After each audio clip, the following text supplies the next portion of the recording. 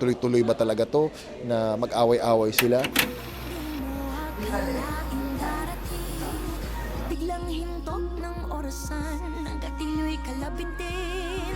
Ang husgahan ka ng lahat, kahit mabuti ang hangad at ang pagtanggap sa Mahirap kasi kay Tanggol kung ano yung magustuhan niyang gawin at kung ano yung sa palagay niya tama, yun yung gagawin niya. Kahit magkokos yun ng hindi maganda, may buhay na malalagay sa panganib dahil sa mga sitwasyong ipinipilit niya na yun ang tama. Doon ako nagalit ng gusto sa kanya. Kasi ang gusto lang din naman namin mapabuti yung kalagayan niya. Tanggapin niya yung responsibilidad na ibinibigay ng papa niya.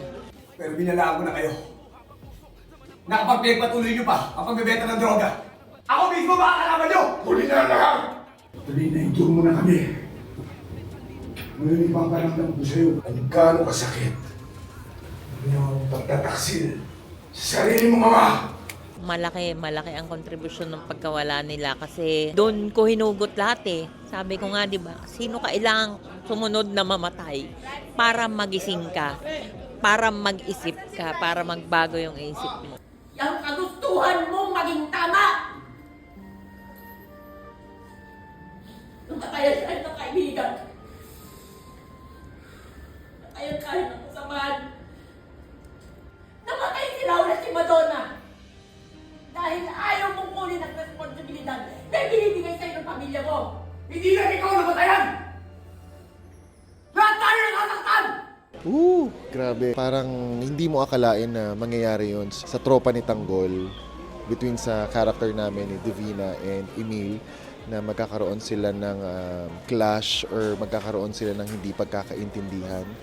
And kami din hindi namin in-expect na gano'n yung mangyayari. Nagulat na lang kami. And feeling ko yun yung maganda sa Batang Quiapo kasi kami mga actors hindi namin alam kung ano yung mga nangyayari sa characters namin. Tinatrust lang namin yung process kung saan kami papunta doon sa kwento, kung saan kami patungo sa kwento, sa ikakaganda ng kwento. So bilang gumaganap sa character ni Emil, challenging siya na nagkaroon ng twist yung character. May tampuhan, merong mga salita na nabitawan na hindi namin alam kung paano namin babawiin. Pero na-challenge kami and excited din kami sa mga mangyayari pa sa susunod na mga episodes. Normal naman yun sa magkakaibigan na magkakaroon ng downfall, magkakaroon ng mga bagay na hindi nakakaunawaan. Normal yun eh. Kasi yun ang magte-test ng longevity ng pagiging magkaibigan. And sana itong pagkakaroon na problema ngayon, magkaroon din ng chance na magkabate or hindi natin alam kung magkabate o tuloy-tuloy ba talaga to na mag-away-away sila. Umayag ka na kasi sa gustong mangyari ni Boss Ramon. Napalaguin ang negosyo niya sa droga. Para pakawalan niya tayo lahat dito! Hindi mo pwede yun! Kapag sinunod ko ang kagustuhan nila,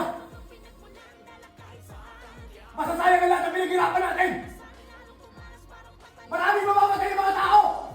Maraming magsira ang buhay! Ito ang aabangan sa susunod na mga episodes ng Batang Quiapo. Kung maghihiwalay na ba ang tropa ni Tanggol at kami nila Divina and Emil. So yun ang aabangan ng mga avid fans or mga manunood ng Batang Quiapo. And huwag niyo pong palampasin dahil yung mga eksena ay gumaganda lalo. Kaya manood lang po kayo, kumapit lang po kayo. And maraming salamat po sa suporta. Ngayon